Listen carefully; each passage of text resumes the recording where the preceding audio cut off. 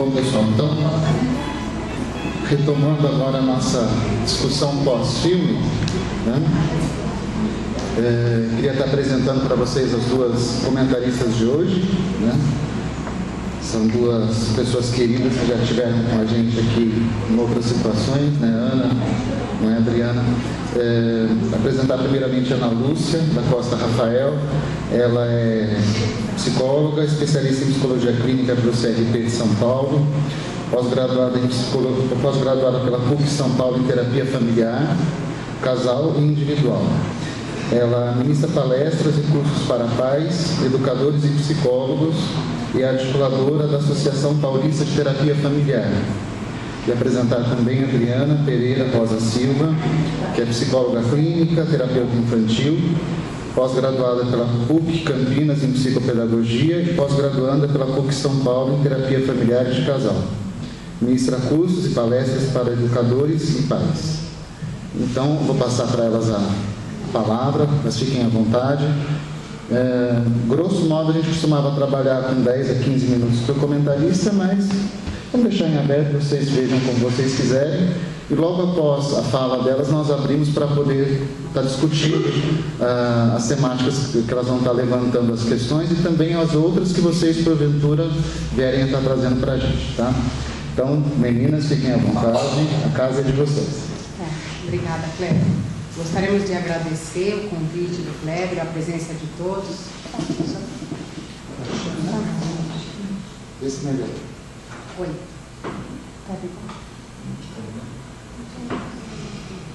Baixo, né? Aqui embaixo.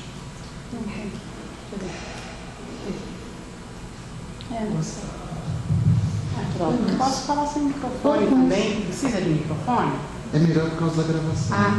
Só para conta da gravação. Então, agradecer o Cléber, gostaria de agradecer a presença de todos que estão aqui, pessoas muito queridas, né? Tem várias pessoas que eu já conheço, que a gente se encontra aqui sempre que a gente aproveita essa oportunidade para assistir um filme, para conversar um pouco, se rever, né? Então, eu e a Adriana trabalhamos juntas lá em Mogi Guaçu e esse filme nós podemos analisar de diversas formas. Como a Adriana trabalha mais com criança, ela vai começar falando um pouquinho da criança, né, da adolescente. Depois eu vou complementar e aí nós fizemos assim, preparamos algo bem breve, aproveitando que hoje somos poucos aqui, para a gente poder fazer um debate bastante rico, ok? Bom, eu também gostaria de agradecer, né, o Cléber e a presença de todos, e como a Ana falou, um sábado à tarde muito agradável. Bom, o filme, né, vocês gostaram? Gostaram? Quem ainda não tinha assistido? Só para eu saber. Eu perguntei para o meu filho, né, Arthur, o que você achou do filme? Então ele deu a análise dele. Mãe, aquela porta representa uma mãe má. Põe entre aspas aquela porta, porque aquela porta é uma mãe má. Mas a menina se dá conta de que é melhor ficar com a mãe má do que com a mãe bruxa, né? Uma análise de uma criança de 8 anos. O filme ele provoca algumas possibilidades de análise, né? Sobre diferentes enfoques e abordagens. Eu acho que é provocante compreender esse filme a partir de conflitos intrapsíquicos, né? Que na relação mãe-filha, por exemplo, mas essa tarefa eu acho que a gente deixa para o Cléber depois, né? Sobre o olhar da psicanálise, porque a nossa proposta aqui é trabalhar mesmo com os conflitos interrelacionais, né? Que é a nossa linha de trabalho dentro da linha sistêmica. Vamos lá então um pouquinho, compreender quem é Caroline, né? Caroline, né? Coraline é uma garota de 11 anos, solitária, triste, né? E que lida com a frustração da falta de liberdade e raiva provocadas pela insensibilidade e desafeto dos pais em compreendê-la. Pais que estão muito ocupados, né? Assim, se a gente analisar um contexto, parece uma dificuldade socioeconômica no primeiro momento, desenvolvendo um trabalho que, a meu ver, né, e ela faz essa análise, não é o trabalho que eles gostariam de estar fazendo, afinal, montando um catálogo de jardinagem, eles não gostam que ela brinque na lama, no jardim e tudo mais, né?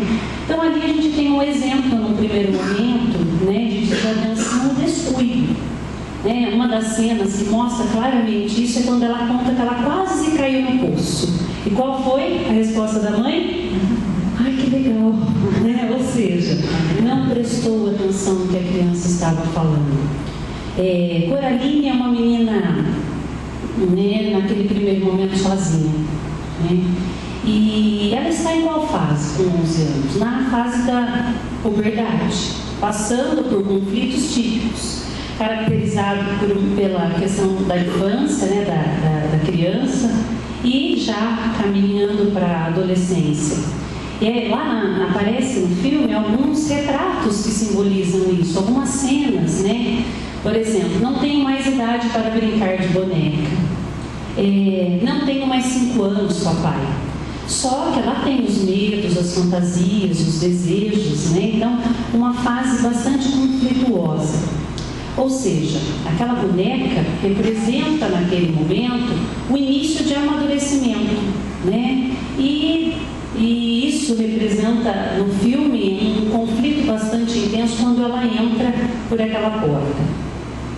Então, o que ocasiona nesse momento a criança, né? Geralmente, uma luta para que eles possam se identificar, né, entre uma fase ou outra, né? É difícil isso. O que facilita essa identificação? As crianças da mesma idade, né? Por isso, apesar dela ficar brava com o menininho, né? Apesar dela não gostar dele, é ele um personagem bastante importante que ajuda, né? E que às vezes ela tem que se apegar. Então é muito comum nessa fase as crianças realmente colocarem o grupo social como uma prioridade, porque faz parte da identificação dela, né? É importante que ela tenha esse vínculo com esse grupo, às vezes até para se livrarem de algumas questões emocionais da família.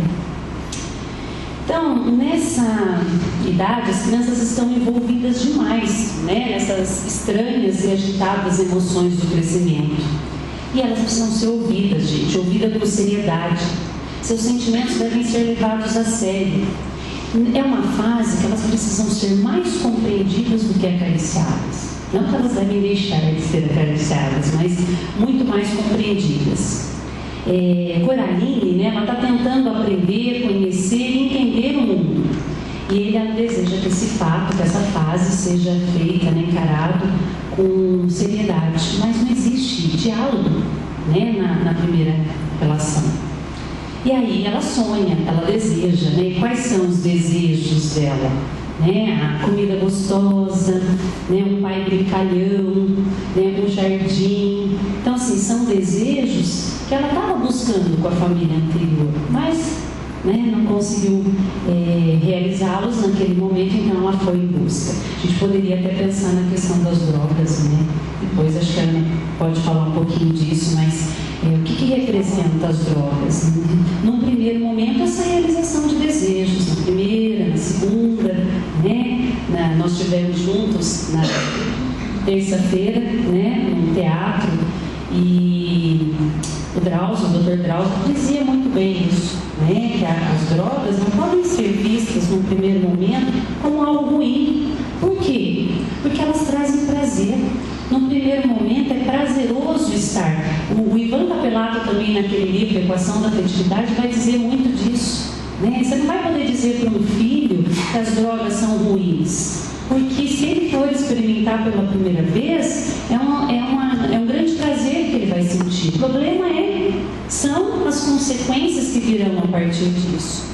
Então é preciso dizer para os nossos filhos, né, que não devem usar droga, por uma questão que na nossa família isso não se faz, na nossa família isso não é permitido, né? E colocar essa questão dos valores mesmo. Nós abriríamos uma outra porta de discussão para falar sobre isso, mas acho que, né, vou voltar aqui. Outro aspecto que interfere bastante na vida dessas crianças nessa fase é a escola, né? A mudança antiga da 4ª para a 5ª série, hoje do 5º para o 6º ano, né? E aí os sentimentos de hesitação, temor, né? Que no caso de Coraline, pior ainda, porque ela mudou de escola, mudou de cidade, mudou de lugar, né? O mundo novo para ela se torna muito vasto, mas ao mesmo tempo que é vasto para ela desenvolver suas potencialidades, explorar, também é um mundo que dá muito medo, né? Então, e essa é uma turma, eu também trabalho em escolas e é interessante porque quando eles estão no 5º ano, eles se sentem a turma, porque são os mais velhos. Quando eles vão para o 6º, aí tem aquela sensação, né? Os veteranos os colocam novamente numa situação de criança. E é um conflito bastante que a escola, de certa forma, tem que estar preparada para poder compreender e, se necessário, intervir, né? As crianças de 11 anos geralmente são muito ativas, né? E o que elas jamais desejam é acomodar-se mental e fisicamente, né? Mas elas têm a necessidade de que a individualidade, a singularidade e a compreensão de suas necessidades, né, mudam à medida, né, que eles crescem, né? Então é preciso respeito dos pais, familiares e amigos. As demandas vão se tornando outras. E ao mesmo tempo que as crianças no decorrer das fases precisam superar a ideia primitiva de pais e mães, né, completamente bons ou completamente maus, para poder compreendê-los de uma forma mais madura, os pais também precisam entender que esses pequenos adolescentes vão apresentar determinados comportamentos que talvez não correspondam aos valores pré-determinados pela família, mas que não necessariamente caracterizam um desvio de comportamento ou de personalidade, né? Então, o Sanitiba, ele fala num vídeo dele o seguinte, né? Não tem aquela frase, filho vê, filho faz? Tem uma outra, né? Filho faz o que também vê. Então, eles vão experimentar. Eu falei que a Coraline, ela tem uma base boa. Tanto é que ela passa por tudo isso e ela retoma. Então, a base dos valores colocados para essa criança, né, é muito importante. Elas vão experimentar outros, né, a partir do convívio com outros grupos sociais, mas elas retomam, né? Então, é isso que nós desejamos conquistar para os nossos filhos, que eles possam, sim, entrar em contato com outros valores, outras características, né, de famílias diversas, de crianças diversas, mas que eles possam depois retomar a base. E aí poder compreender, né, de forma mais madura o papel da família. Então, eu acho que é importante a gente entender que a criança precisa da escuta, né? Precisamos. E hoje, na vida que nós estamos levando, né, essa correria toda, eu acho que os pais acabaram perdendo um pouquinho isso. Poder ouvir e compreender o que está se passando. Não que na época passada, né, digamos assim, há um tempo atrás isso acontecia, mas eles estavam atentos. Os pais ficavam atentos, assim, olhavam a mochila para ver se não tinha, né, nenhum objeto que não era da criança, pedia para devolver. Hoje os pais não têm tempo de olhar as mochilas. A maioria deles alegam isso quando chegam na clínica. Mas é preciso resgatar algumas coisas. A mulher assumiu um papel de destaque na sociedade, graças a Deus, mas ela também está com uma sobrecarga muito grande que às vezes ela mesma pega para ela. Então isso também interfere na educação dos filhos. Então a necessidade da participação cada vez mais do pai, né, como figura paterna, se não for feita por ele, que seja feita por outros, né, por outra pessoa que assuma esse papel. Então era isso, assim, poderíamos ficar aqui falando um pouco da simbologia, né? O que significa os botões, né? O que os olhos não veem, o coração não sente. Outra questão seríamos pensar, a partir da psicanálise, o que significa aquilo, né? Os olhos fechados, mesmo a agulha. O filme aparece uma mãe totalmente castradora, né? Uma pessoa bastante autoritária. Então, assim, eu abro agora para a Ana falar e depois estou disposta para que a gente possa conversar um pouquinho. É o nosso tempo, porque a minha proposta é essa, jogar algumas questões para que a gente possa discutir depois. Bom, obrigada. Bom, eu fiquei de pensar e conversar um pouco com vocês a respeito do papel dos pais. Então, o que foi como a Adriana falou, os pais hoje em dia, né, eu também sou mãe, tenho 2 filhos, já passando dessa idade, um de 19 e uma de 14, E hoje os pais, nós estamos muito preocupados em trabalhar, em dar o sustento, né? De repente as contas aumentaram, multiplicaram, e tem toda uma sociedade te empurrando de certa forma para ter coisas.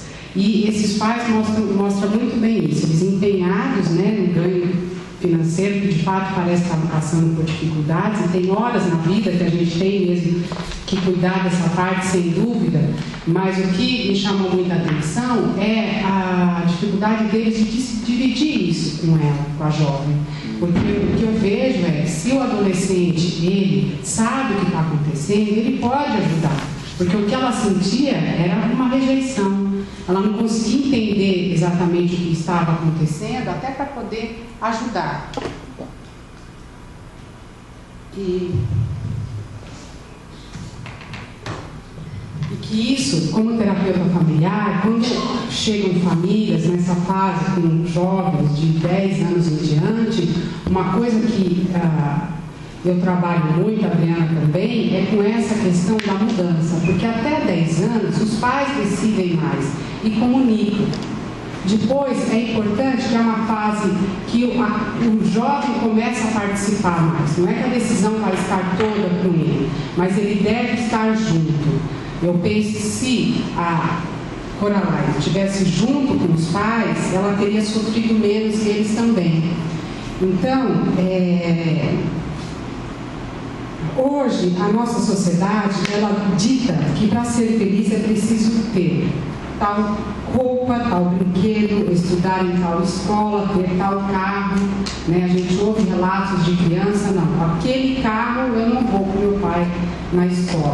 A gente pode ver, vocês podem falar, ela está falando de classe média, né? Classe média alta, tá bom, mas não é só classe média alta. A gente vê o jovem menos, né, menos favorecido financeiramente também com essa necessidade de ter, né?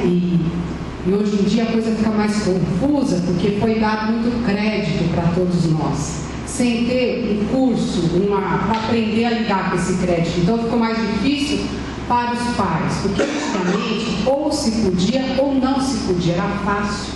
Hoje em dia a criança vira e fala, parcela em 10 vezes, usa o cartão. Então você vê pessoas assim, que ganham R$1.000 por mês e compram um brinquedo de R$800 porque se parcela. Então ficou mais difícil também dar limite para os filhos em relação ao ter. Nós temos, se vocês assistirem os desenhos, gente, é uma coisa absurda. Né? Você fica até, um dia eu estava, a menina menorzinha estava assistindo, até eu, nossa, a Polly desse um brilhantinho, aquele, você fica assim, quer sair e comprar aqueles brinquedos todos, né? Imagina uma criança que é muito mais influenciada. Bom, então, veja bem, o prazer, ele virou o consumo, e não a companhia, a atitude. É uma coisa assim, que é o prazer imediato, em ter. Como a Adriana falou, a questão da droga. A droga vem como um prazer imediato, né? Só que depois a gente sabe tudo que acontece. E muitas vezes as pessoas não entram, por conta dessa sociedade de ação, as pessoas não entram em contato com seus medos e seus desejos. Agem e não pensam. Refletem para achar saúde, não refletem para achar saída para os seus problemas. Então, se eu tenho medo de ladrão, eu blindo meu carro. Se eu estou triste, eu tomo antidepressivo. Se eu estou gordo, eu corto o estômago. Eu não sou contra blindar, não sou contra fazer cirurgia de estômago. Eu sou contra a banalização do sentimento. Né? Então, vamos pensar. A gente tem que refletir, né, sobre o que a gente está sentindo, o que está acontecendo. Porque, como a Adriana falou, ela não foi ouvida. A Coraline, ela não foi ouvida no que estava acontecendo com ela. E ela não entendia o que estava ali no contexto. Então, o que aconteceu? Quando surgiu, vamos pensar, a outra família, ela estava suscetível a isso. Ela não está assistindo nem amada nem querida, que é uma coisa importante, né? Porque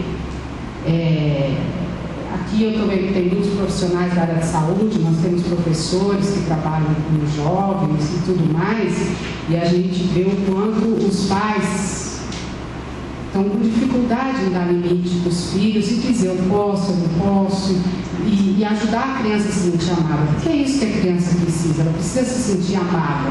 E muitas vezes isso está sendo mudado. Amar é dar o que meu filho quer. E isso é sem fim, né? Porque quer uma bicicleta, daqui a pouco quer outra coisa, e os pais, assim, se sentindo na obrigação de dar tudo que os filhos querem. E eles não precisam de tudo. Inclusive, eu me preocupo bastante com o futuro, porque eu estou formada já faz um tempinho, né? Já faz 25 anos, e eu tenho visto coisas que estão me surpreendendo muito, né? Que são as crianças, os jovens, mandando nas casas, né? E muitas vezes crescem com a expectativa de que os pais têm que fazer tudo o que eles querem, porque essa reflexão é do adolescente. Qual é a reflexão? A princípio eu não quero meus pais. Meus pais, isso daí desde que o mundo é mundo. A gente questionou, nós também questionamos nossos pais. Chega uma hora sem integra. Meu pai não é nem ruim e não existe também aquele maravilhoso, não é isso? Porque ela mostrou no filme isso. A princípio aquela busca do prazer de pais perfeitos e depois ela viu que pais perfeitos não existem. Não é? E a gente vê hoje em dia os pais tão empenhados em serem perfeitos, em darem tudo que os filhos querem, em não deixar os filhos sofrerem. Então você vê às vezes as crianças de 3 anos batendo em pais, crianças de 10, 11 anos querendo esfaquear pais. É triste. Isso eu estou falando em toda a classe social. Tá? Então, eu penso assim, ó. Qual é o sofrimento? Por que essa criança está chorando tanto que quer tal coisa? Pensar nisso, nos pais de hoje, porque Samitiba fala uma coisa, né, que fala que os pais de hoje é a geração azedo e frango, né, que antigamente o peito e a coxa ficavam do pai, agora o peito e a coxa das crianças. E a gente vê o jovem de hoje, o adolescente, né, ele muito sem perspectiva e muito querendo que os pais continuem a dar para eles. Outro dia eu estava conversando com uma jovem e ela estava, como estava se aproximando do dia 18 de maio, dia 18 de maio é o dia de luta antimanicomial, né, que é a sociedade sem manicômios. E a Ana Lúcia estava lá há 25 anos, mais, né, porque eu ainda estava no último ano de psicologia em Bauru, que agora está tendo, né, o congresso de psicologia, e aí eu comentei com ela, falei assim, ela é uma jovem de 20 e poucos anos, eu falei assim, olha, sabe que quando foi instituído o dia de luta de manicomial, 18 de maio, eu estava nesse congresso, né, super animado, né, terminando a faculdade, e ela virou para mim e falou assim, nossa, Nalu, sabe que eu gostaria de ter nascido nessa época? Fiquei escutando, né, nunca tinha me tocado disso. Ela falou assim, naquela época vocês lutavam,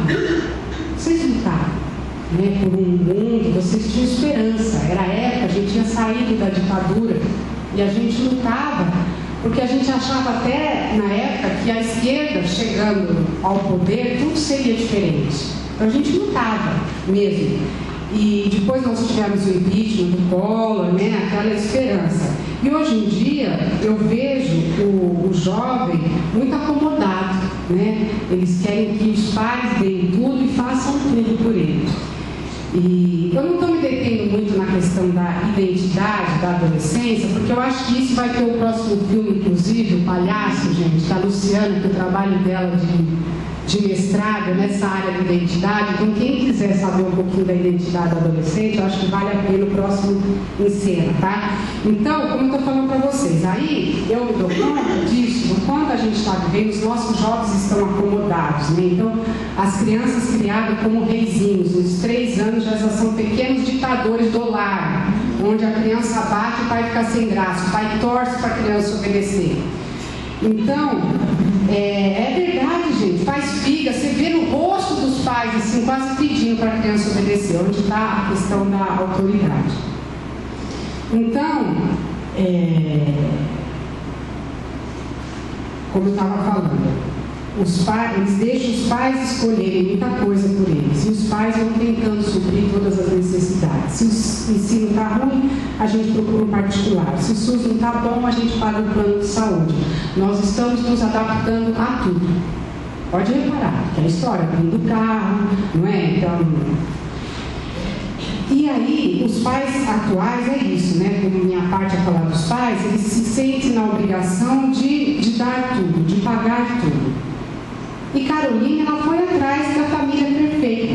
Só que família perfeita não existe. né? A família perfeita, a família ela vai se reconstruindo a todo momento, porque passa por fases. Tem a família com criança pequena, a família adolescente, só para vocês entenderem, a terapia familiar ela trabalha muito nisso, né? Do mesmo jeito que o terapeuta infantil ele ajuda a criança passando de fase, às vezes a criança com 3 anos tem um conflito, ajuda a seguir. O terapeuta familiar também, porque às vezes chega a família com criança pequena, normalmente tem os conflitos pertinentes, família com criança, com adolescente, início, e por aí vai. Então a família ela vai sendo construída dia a dia, né? E foi interessante porque no final do filme, vocês perceberam que os pais tentaram fazer de conta que tudo tinha sido um sonho.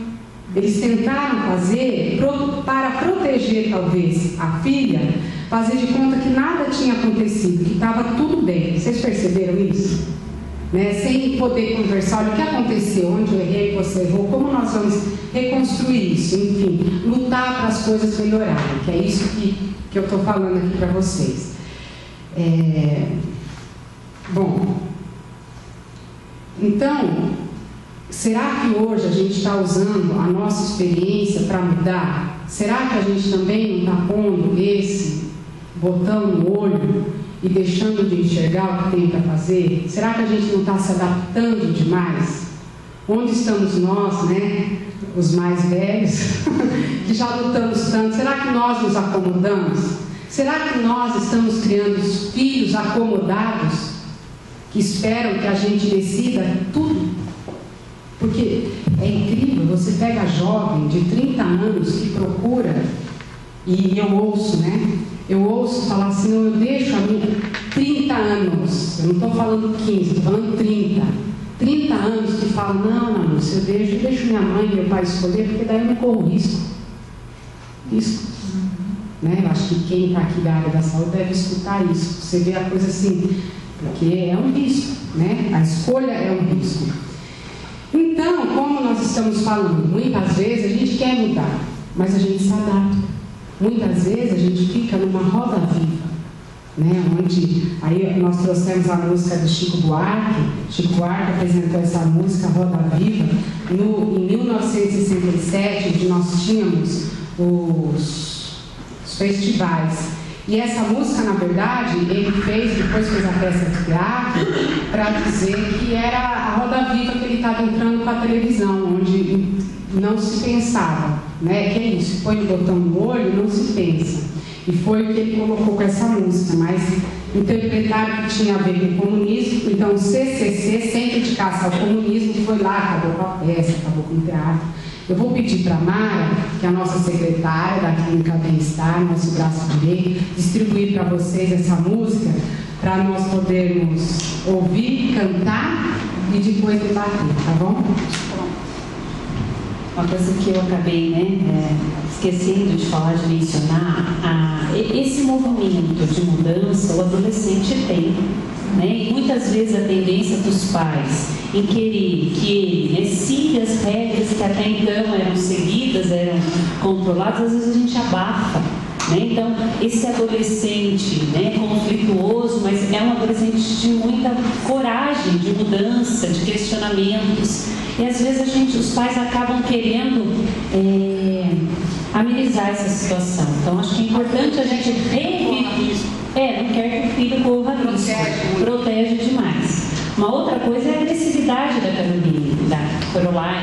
Coraline, que é a questão quando ela demonstra e ela vai lá e esmaga os bichinhos, né? Ela obedece os pais, o pai, mas né, naquela tarefa de contar as goteiras, arrumar lá aquela situação da casa, só que ela demonstra uma agressividade, ou seja, eu aceito, mas não concordo, né? Quando ela mata os bichinhos, que é uma cena ali pequena, mas que demonstra essa agressividade da garota. Né? E outra coisa que eu também acho que eu não falei um pouquinho, dos medos, né, que as crianças acabam passando, que os pensamentos e os desejos dela, muitas vezes negativos, como querer trocar de família, querer morar com amigo, querer que a mamãe morra no momento de raiva, né, ou o papai morra, esses medos muitas vezes a deixam se sentirem culpadas, né? Ela demonstrou isso, né? Quando os pais estavam presos, que ela estava se sentindo muito culpada por, de repente, em algum momento, desejar, naquele período de raiva, que as coisas fossem diferentes. Né? Então, queria finalizar pontuando essas questões que é importante, considero importante.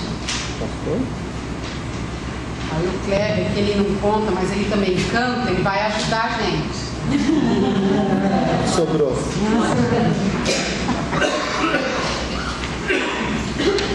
Chamar o autor de Roda Viva, Chico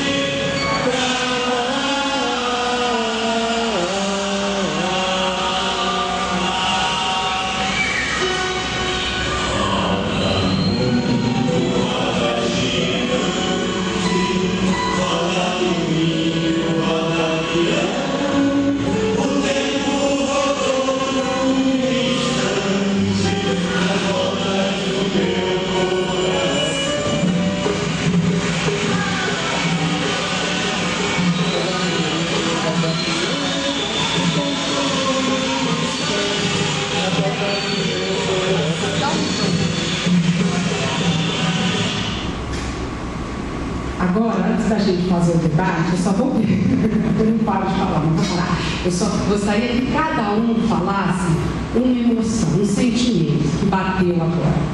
Começa, Patrícia. Que emoção você está sentindo? Saudade. Vai. Eu ia também, porque eu estava lá. Você estava lá. Vamos lá. Saudade. Eu acho que é saudade. Saudade do quê, Sandra? Hã? E a Sandra está emocionada demais. Uma paz essa vida da gente, tá? Agora e você, Geraldo? Que sentimento? Perspectiva. Saudade. Esperança. E você? Eu não sou dessa época. Sim, mas que sentimento? Então, ótimo, você não sentiu saudade. Fala um sentimento que te bateu. Eu gostei muito dessa música, é muito bonita. Gostei muito dela. Mas você ficou com algum sentimento do que a gente falou, alguma coisa? Assim, eu gostei muito. Eu acho que ela representa bem o que você falou da sociedade atual, em que tudo parece muito rápido, a gente tem que conseguir coisas o tempo todo. Mas a gente ser uma música dessa época, uma certa música feita nessa época agora, representa bem o que está acontecendo agora, eu acho. Então eu achei ela muito pertinente, sentir identificação com a época que eu estou vivendo agora. Ah, que ótimo. Ótima contribuição.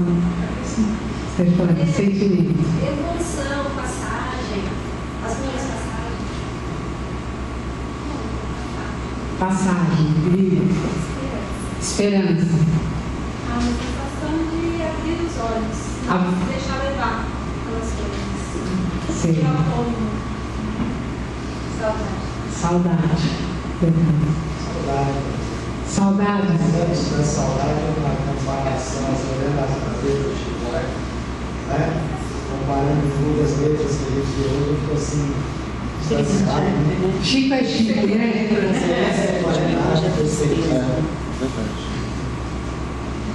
Toninho. Saudade é emoção, né? Emoção. É emoção da gente ver e recuperar o que é bom, né?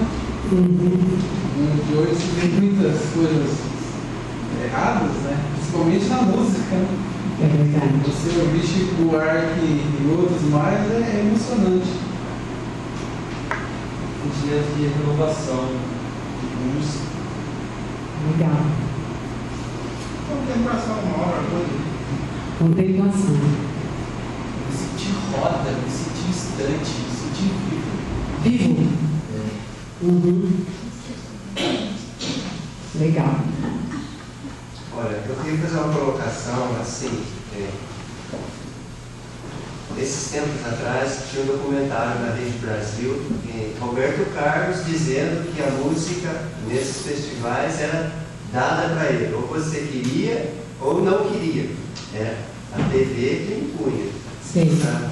Então, por que não foi imposto essas músicas naquele tempo? Né?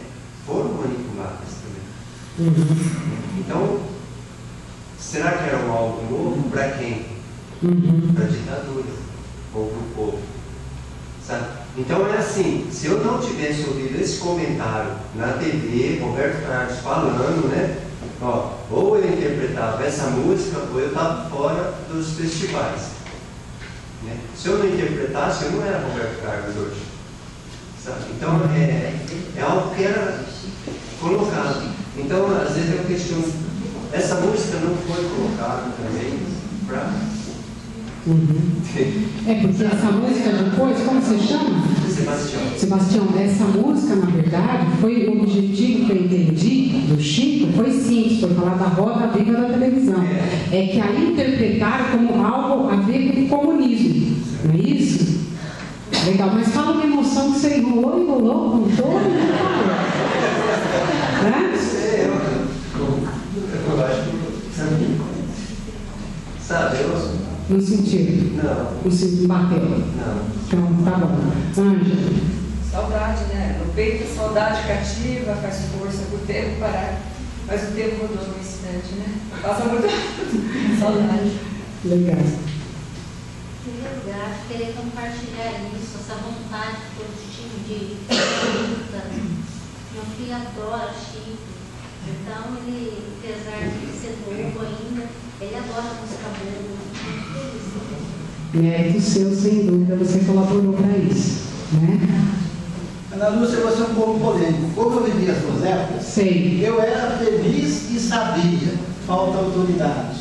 Porque antigamente você tinha fraternidade, perspectiva, progresso, crescimento alto, cerca de 10% ao ano. Os pais eram respeitados, a sociedade se vivia em paz. Minha mãe passava um araminho assim na porta, não tinha brilhante, emprego você saía num dia, no outro dia você estava empregado, hoje em dia você precisa rezar para conseguir R$672, né? Então o Brasil hoje infelizmente mudou para pior, né? Então eu sinto a autoridade que está voltando, o Brasil pesando lixo. Você colocou uma questão importante, Adriana. Nós sempre comentamos que é isso. A importância da autoridade, né? Não precisa ser um autoritarismo, mas a autoridade é importante, né? Respeito. Tendo autoridade, todas as outras coisas servem para frente. Sentimento de mudança. Saudade. Eu acho que é uma visão da realidade atual e uma tentativa de mudança, de forçar isso. Certo. Porque, como disse, como você chama? Como o Henrique colocou, a gente não está dizendo, não estamos fazendo que nem a Coraline, a mãe má ou a mãe boa. Não é um tempo bom e um tempo ruim. A gente está analisando e pensando para onde a gente quer ir, o que a gente pode fazer para isso, né? O que nós estamos fazendo hoje? Que a impressão que dá é que nós estamos mais acomodados do que já estivemos. Mas aí agora eu acho que abre o debate, né? Para fazer as colocações. Acho que não. Ele funciona embaixo. É temperamental. Esses microfones funcionam como os filhos da gente, só funcionam quando querem. Bom, vamos tentar sem microfone? Se a câmera pegar, pegou. Se não pegar, não pegou. Então vamos abrir para a gente estar conversando, gente. Acho que aproveitar esse momento tão fecundo, né? Porque esse fim da margem há muitas interpretações, há muitas colocações, né? Então está aberto.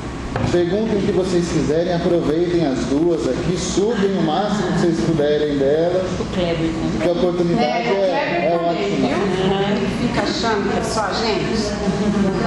Sabe, eu acho que pensando nesse aspecto dos pais, eu acho que a roda, né, ela vira, é movimento, tem altos e baixos, é nesse sentido. Mas eu vejo que os pais pegaram uma geração de mudança também e que estão muito perdidos, né? Os mais jovens foram educados por pais que sofreram isso e nós vivemos essa mudança, né? Então, o que eu vejo, como diz inclusive o Saramago, né, na definição de filho dele, que nós pais temos também que mudar para ser um exemplo. Nós temos que cuidar, né, dos nossos valores, das nossas atitudes, porque nós somos modelos para esses filhos. Então eu acho que já escutei muitos pais dizendo: o que eu passei eu não quero que meu filho passe. Então eu vou dar tudo mesmo, tudo que ele quiser, vou fazer, porque eu passei vontades e perrengues aí, não quero que ele passe. Aí tá, aí fica o filho de 16 anos que ganha carro, sem ter casa, as crianças que frequentam à noite, vão para as baladas, saem, né? Aí depois, não sei por que, né, gravidez na adolescência, por que será, né? O que acontece? Criança, 10, 11 anos, as meninas com corpão de mulher, incentivadas pela moda também, então todas, né, de roupa de mulher e não de garota, piercing no umbigo e seios enormes, ou então faz uma cirurgia para colocar. E aí, gente, vai querer o quê? Com 14 anos, elas já viveram tudo, já tiveram tudo. Então, engravidar, eu acho que é uma consequência, né? Eu vejo os dois. Tem os dois lados. Por isso que a Maria fala assim. Vocês estão escutando? A questão é como buscar o equilíbrio nisso tudo, né? Porque assim, tem esses pais que dão tudo, que fazem tudo, e tem, eu trabalho dos dois lados. Eu trabalho no consultório, que aí vai um outro, né? Ele trabalha dentro de uma prefeitura pública. E tem esse, recebi uma menina de 13 anos, grávida. Mas assim, o oposto, pais negligenciadores, né? Que também, eu acho que tanto o que é demais como a falta vai levar essa criança para outros caminhos, a droga, tudo, né? O que precisa é buscar esse equilíbrio. Eu acho que estamos perdidos nos dois extremos, né? Sim, tanto no excesso como na falta.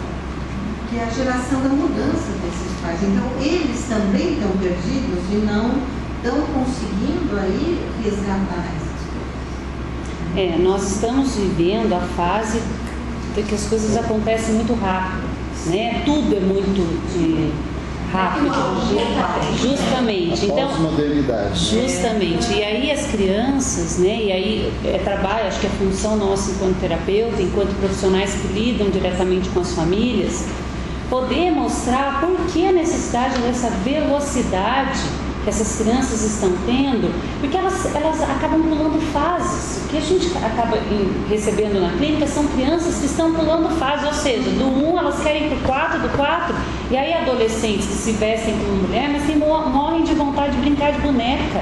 Né? Então é preciso mostrar que nós estamos numa sociedade que precisa de um freio, literalmente de um freio. Calma, as coisas vão acontecer. Né? Eu atendo crianças assim que você fala, meu Deus, já beijaram, já ficaram, crianças de 11, 12 anos, já beijaram, já ficaram. Nosso trabalho é poder, por que correr? As coisas vão acontecer, cada uma no seu devido tempo. Então acho que é um trabalho que tem que ser feito com a família, com a criança, com a família, e podendo mostrar isso, né? Que é algo do nosso... Justamente. Porque assim, pais, viu? Homens, ele ficou lá embaixo com a gente, né? Seus pais, as mães, assim, menino de 10 anos, né? Comprando revista para estimular, porque ele é homem, né? E aí tem que ser homem, com 10 anos, estimulando, tem que ter namorado. Ou seja, pula-se fase. Né? Pula fase. Zé Carlos, só uma parte em relação à velocidade, a gente fazer o comentário que eu quero fazer sobre o filme. Ela falou que as coisas andam rápidas demais. Aí eu me lembro do Bauman, né? Quando se esquia sobre o gelo fino, o segredo é a velocidade. Quando o gelo é fino demais, você pode levar uma congelada. Sim, porque não tem consistência, né? É árvore sem raiz. Você disse que queria fazer um outro comentário? Então, em relação ao filme, é muito rico, né? Tanto na abordagem sistêmica, que foi a que vocês privilegiaram aí, mas também do ponto de vista psicanalítico, que é a praia que leva. Do ponto de vista sistêmico, eu diria a falta de porosidade intersistêmica. Né? Falta de comunicação entre o sistema pais e o sistema filho. Não existia comunicação. Nós sabemos que a ausência de uma comunicação clara e segura, de canais de comunicação claros e seguros, constitui um problema muito sério nas relações familiares. Então não havia porosidade entre intersistêmica, o sistema pai e o sistema filho, e não havia também comunicação intrasistêmica, né? Os pais em relação entre eles, porque eles também se comunicavam. Era um na sua maquininha lá e a outra no celular, sem nenhuma comunicação. Né? Acho esse um aspecto muito importante mostrado no filme. E não é muito diferente do que a gente vê nessa vida, quase uma dificuldade enorme de comunicação. É verdade. Adriana, com licença, você vê que a Caroline, com apenas 11 anos, ela foi obrigada a ter atitude de quase uma mulher adulta para ela se defender. Senão ela ia aprender muito, né? Você vê que a partir do momento que ela começou a tomar atitude, né? E ainda precocemente, né? Ela conseguiu reverter e ter até, acho que até mais respeito dos pais, porque ela sozinha no mundo, pode se dizer, aquele menino ajudou ela, né? Mas a atitude maior foi dela. Então, todo mundo devemos ter atitude, o mundo pede atitude. Ela, e falo que o resultado do filme era uma menina que tinha, apesar da dificuldade dos pais mostrada, né, no início, da falta de comunicação, por conta até, é importante analisar isso, do contexto que essa criança estava inserida naquele momento, os pais necessitando desse dinheiro, desse catálogo, por uma situação talvez difícil que eles estivessem passando, mas ela tinha recursos. E isso é uma coisa que a gente sempre bate lá com as crianças na clínica para os pais. Essas crianças têm recurso, só precisamos deixá-las usar e ajudá-las, né, na administração desse recurso. A garota tinha recurso, tanto é que ela pôde, né, não deixou que os olhos fossem costurados, né? Então, os pais precisam acreditar que as crianças vão fazer um movimento, e aí é importante que eles deixem mesmo de saída para voltar, né? Que foi o que ela fez, essa transição. Ela pôde verificar o outro lado para poder dizer que era o lado mais seguro dos pais que ela queria, né? Então, acho isso muito importante. Tem uma expressão, eu acho que é o Samitiba, perdão se eu errar, mas eu acho que ele diz o seguinte, né? Sobre a questão do piolho comportamental, né? Ele vai usar essa questão, vai falar assim, olha, piolho, a gente pode estar em casa com a cabeça limpinha, né? As crianças acabam saindo, você tira, volta com o piolho, você tira o piolho, ela sai, volta e você tira de novo. Acho que é mais ou menos, ele usa isso como metáfora para poder explicar dos valores. Ele vai aprender algumas coisas, vai trazer algumas coisas para casa, e em casa que você vai poder tirar dela isso, né? Poder fazer com que ela reflita a respeito. Na primeira parte do filme, eles não dão essa possibilidade para a garota, porque eles não discutem o que essa menina está trazendo, né? Ela não foi colocada no processo ali que eles estavam vivendo. Por aquilo que o Zé Carlos estava falando, que é um esquema rígido de relacionamento. Na verdade, né? Ela disse, a Adriana disse antes, que a mãe era castradora. Se a gente olhar para um lado... Na verdade, no meu entendimento, ela era mais indiferente do que propriamente castradora. Eu digo a mãe má, né? Quando eu me referi à mãe bruxa. A mãe bruxa. A mãe bruxa é um simulacro, né? Ela queria fazer um jogo de cena para envolver a menina. Agora, do ponto de vista psicanalítico, o que a menina fez foi uma fuga para a fantasia, né? Que poderia ter resultado numa psicose se ela tivesse uma predisposição para tal. Né? Mas ela fugiu para a fantasia, que poderia representar também uma regressão à fase de desenvolvimento anteriores, né? Fez essa regressão, mas como ela tinha recurso, como você destacou, ela não ficou na psicose. Então ela tinha ali aquela passagem que era como um canal de parto, né? Ela entrava e saía, ela entrava na psicose, na fantasia, e voltava da fantasia. Né? Só que a fantasia tem a fuga para a fantasia tem essa característica.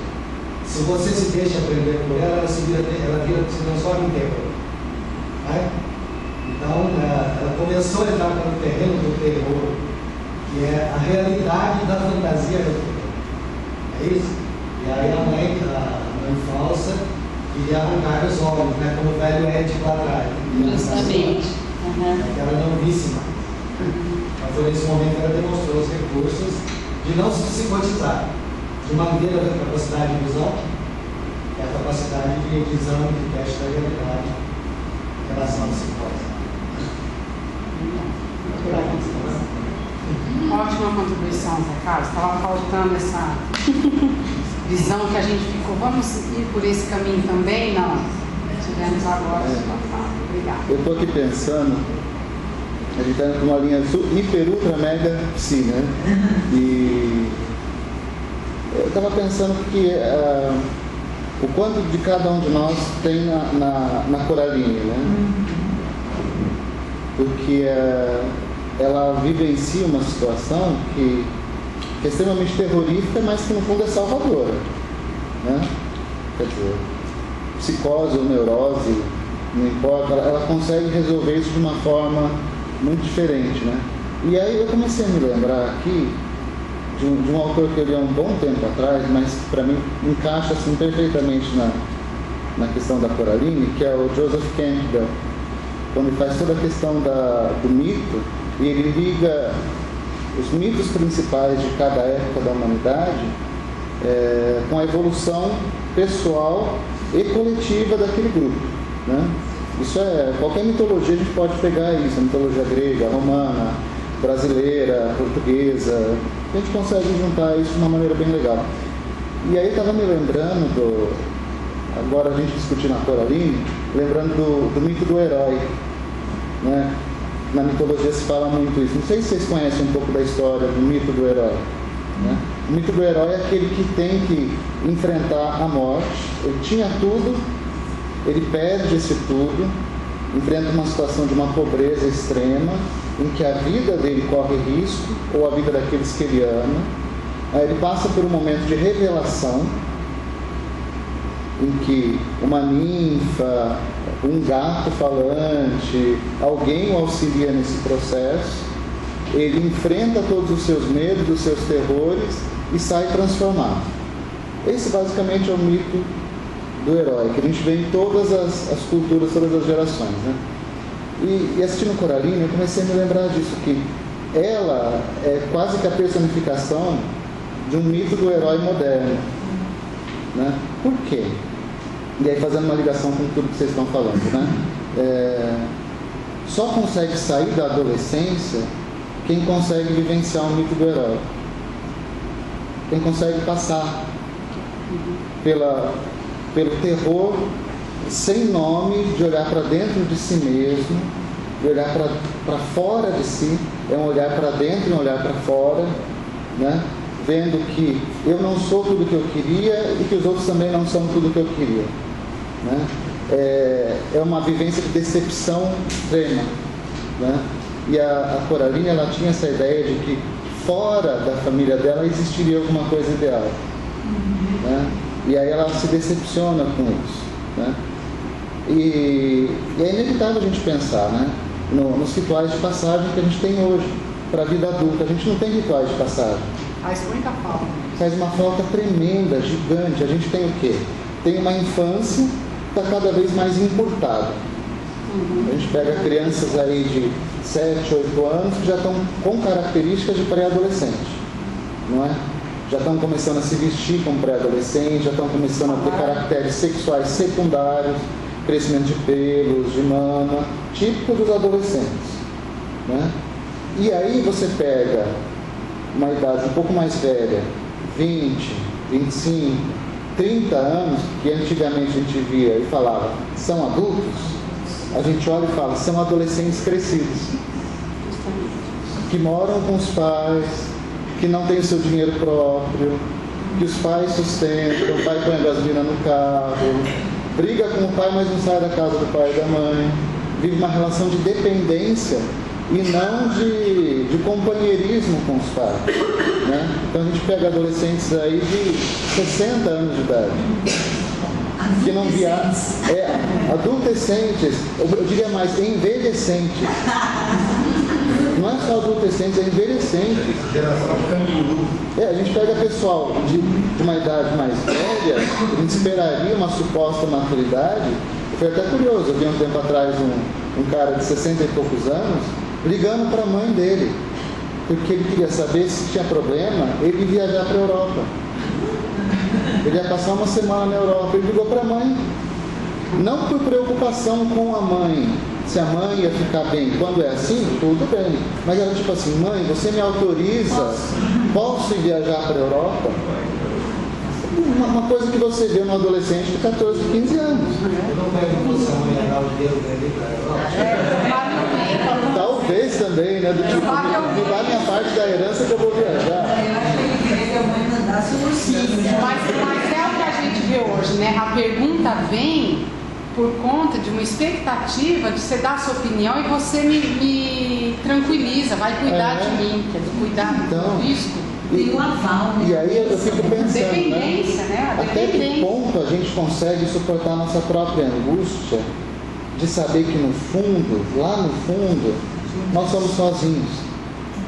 A gente conta com as pessoas sim, mas no fundo todos nós somos sozinhos, né? E eu penso que uma das características que está muito em falta hoje nos jovens e na gente também, a gente não pode se excluir dessa sociedade, né? É a possibilidade de a gente criar vínculos mais profundos, além dessa fina camada de gelo, né? E que a forma que a gente faz isso é fazer de conta que a gente se relaciona com as pessoas. A gente vive uma ilusão de relacionamento. A gente está vivendo, enquanto sociedade, uma adolescência eterna. E nós não aprofundamos relacionamentos para não perder. Não correr o risco de perder, de se defrontar com a morte, com o envelhecimento, com a tristeza, né? E ao mesmo tempo, nós pregamos os botões nos olhos, né? E aí a realidade fica toda ali enquadrada, né? Fechada, né? Restrita, né? Então, qual que é a saída disso? Eu não sei, né? Eu acho que seria pretensão demais falar que tem uma saída própria, mas é algo para a gente pensar, né? Até que ponto a gente não está nessa roda viva, né? E o sentimento que eu fui tendo escutando essa música foi de muita tristeza. Uma tristeza, me deu uma tristeza muito profunda, que eu pensei, poxa vida, cadê a nossa capacidade de sonhar? Enquanto sociedade, né? A gente está sonhando sonhos irrealizáveis. Porque, como diz lá como é que ele chama? O Eduardo Galeano, né? A utopia, ela não tem que ser algo para você alcançar. A utopia é um caminho para você seguir. É um caminho que te leva a algum lugar. Utopia é emoção, é mover na direção. Ele te move para algum lugar. Nós estamos com faltas de utopia. A gente está muito concreto. Eu estou gostando da sua análise, porque veja, eu acho que nenhum fenômeno particular pode ser compreendido adequadamente se não for analisado em relação ao contexto geral. Sim, concordo plenamente. Então a gente fica analisando famílias, distúrbios familiares, conflitos familiares. Obviamente é importante olhar focalmente. Assim como lá no teatro e no debate sobre dependência química.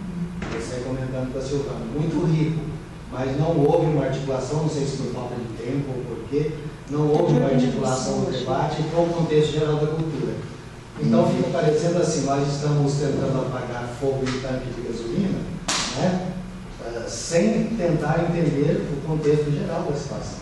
Né? Sair da resolução, concordo com o Fred, ninguém sabe qual é, eu acredito que ninguém sabe, mas a gente precisa pelo menos tirar os botões e aprender a olhar no contexto geral da cultura. Como é que a família está inserida nesse contexto?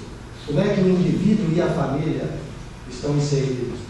Porque aí o indivíduo procura as drogas, sabendo que é um fenômeno multideterminado, e tem muito a ver com as características da cultura, que influenciam diretamente na dinâmica da família. Então é uma coisa é uma rede complexa. Né? E aí, como dizia o Alberto Caeiro, né? Amar é estar doente dos olhos. Amar é estar doente dos olhos.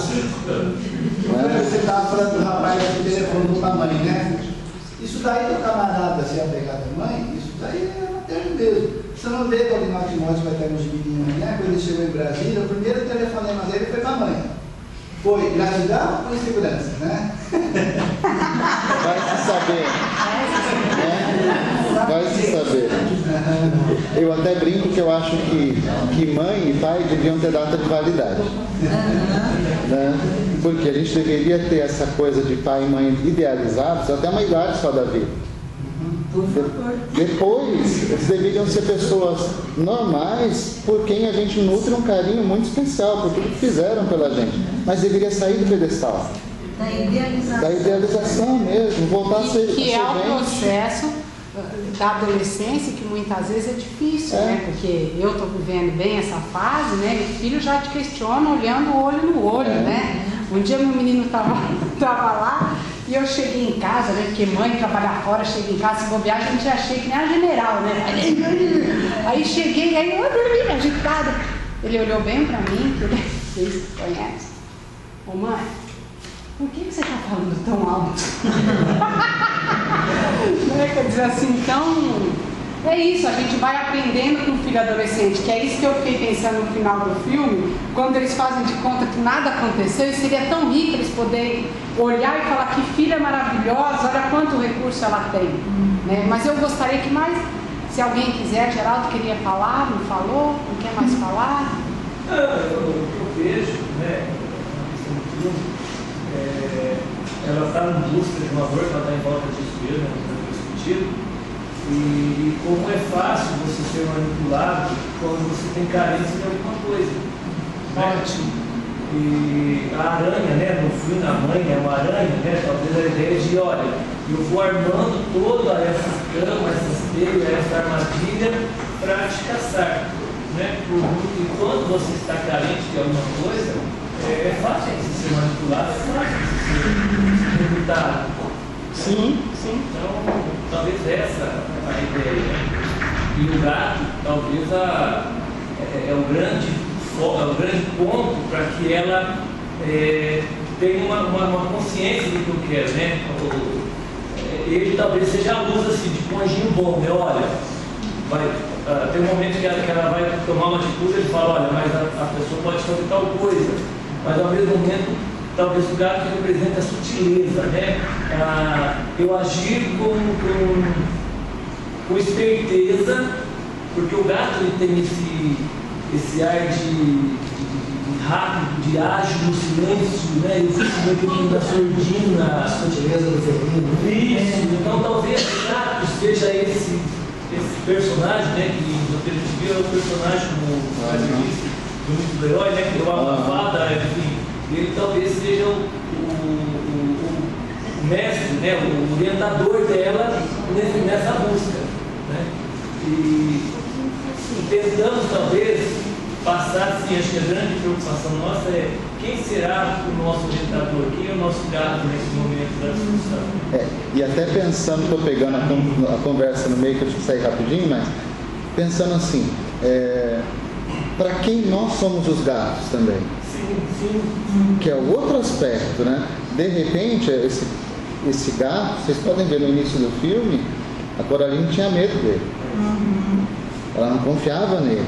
Ela foi perceber quem ele era realmente mais para o final. E se a gente pensar nos adolescentes, eles têm esse tipo de relação com a gente também.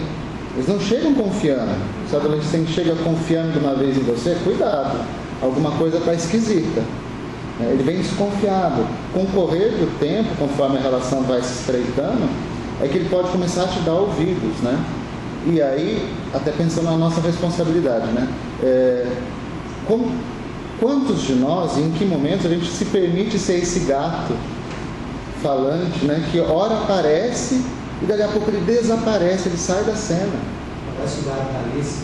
Parece igualzinho o gato da Alice, né? Ele aparece um momento, daqui a pouco ele some, ele deixa a Coraline sozinha, para que ela tome a decisão dela. Na hora que precisa ele aparece, ele está lá, mas ele não dá a decisão feita para ela. E no final o gato desaparece. Né? Ele sai em cima da placa, aí ele some. Ele sai de cena. Não precisa mais, né? Agora não preciso mais, ela resolveu, ela conseguiu se achar, não preciso mais dessa. Mas eu acho que ele mostrou mesmo o que ela, né, teria que fazer. E eu não sei se vocês repararam aquela cena dele com o rato. E que ele diz, né? Eu não gosto de rato morto e ele solta. Porque o felino é assim, ele gosta da presa viva. Tem que lutar e fazer para conseguir. Ele não gosta de nada parado. Então, eu achei que aí tinha essa ideia de que ela tinha que realmente passar por aquilo e ele incentivava e saía. Né? O nosso papel de pais mesmo. Eu acho que é bem por aí, né? Bom, eu acho que a gente vai ter que ir finalizando, né, Kleber? E eu falo para vocês o seguinte, o próximo filme, se a gente pensar, é uma continuidade desse. Né? Que daí vai falar da diferenciação, da identidade, quem sou eu, quem é meu pai, quem é minha mãe, como que eu me formo, que é o filme Palhaço. Quem não assistiu, não assista, deixa para assistir aqui. Eu gostaria, se me permite, deixar umas dicas dos próximos filmes, que eu assisti, achei interessante, tem a ver com essas coisas, olha, muito além do jardim. Né? O homem passa por todas as dificuldades da vida, não aceita as dificuldades e vira até conselheiro, por exemplo, Estados Unidos. Cinema Paradiso. Ele vai para a cidade grande e volta para as suas raízes, resgatadas. Né? A vida é bela. Dentro da guerra, né? O filhinho dele não sente as atrocidades da guerra. Né? Eu vou deixar uma coisinha com vocês. Depois tem 3 filmes evangélicos. Eu não sou evangélico, mas interessante, que tem reflexões também. A Virada, que fala sobre a decência, sobre a honestidade. O Peregrino, que devemos fazer, né, para a gente poder chegar lá. Nosso Lar, que é o mais recente. E o Bullying, que fala sobre as crianças que são coagidas na escola e na sociedade, muitas vezes se introspecta, sofre, suicida por não saber de atitudes que eu gostaria de deixar saber com vocês. Eu cometi o compromisso, vocês vão... Eu estou vendo que as pessoas têm que ir embora, a gente pode ir finalizando então? Eu só queria colocar, até me ocorreu uma coisa de consultar, claro, fazendo uma... Henrique, muito prazer, muito obrigado pela atenção. De outros compromissos. Não é nada comigo, não. Essa dica é para vocês. Henrique. Felicidade. Obrigado. Eu gostei muito de estar com vocês essa tarde de sábado maravilhosa. Eu já fico feliz. Como a gente está falando de crescimento, né? E no meio da nossa conversa que eu falei, puxa, tem algumas coisas que a Cora Coralina, como estamos falando de Coralina, eu lembrei da Coralina, né? E eu lembrei aqui num texto dela e acabei achando que acho que a gente podia até finalizar com ele, que eu acho que é interessante, né? Que fala, de certa forma, um pouco disso que eu disse do ritual de passagem, da gente poder aceitar o que a gente é, não apenas o que a gente tem, mas o que a gente é. É um texto que chama Humildade. Senhor, fazei com que eu aceite minha pobreza tal como sempre foi. Que não sinta o que não tenho. Não lamente o que podia ter. E se perdeu por caminhos errados e nunca mais voltou. Dai, Senhor, que a minha humildade seja como a chuva desejada, caindo mansa, longa noite escura, numa terra sedenta e num telhado velho. Que eu possa agradecer a vós, minha cama estreita, minhas coisinhas pobres, minha cama de chão, pedras e tábuas remontadas, e ter sempre um feixe de lenha debaixo do meu fogão de taipa, e acender eu mesma o fogo alegre da minha casa na manhã de um novo dia que começa. Muito obrigado por vocês.